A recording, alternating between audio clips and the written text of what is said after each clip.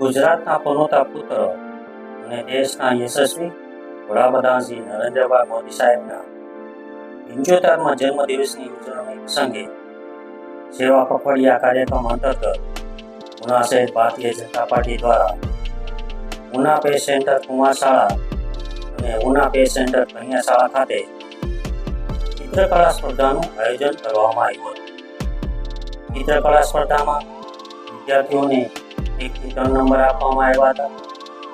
1 થી 3 નંબર વિદ્યાર્થીઓને શિલ્ડ તેમજ પુરસ્કાર આપી અને સન્માનિત કરવામાં આવ્યા હતા।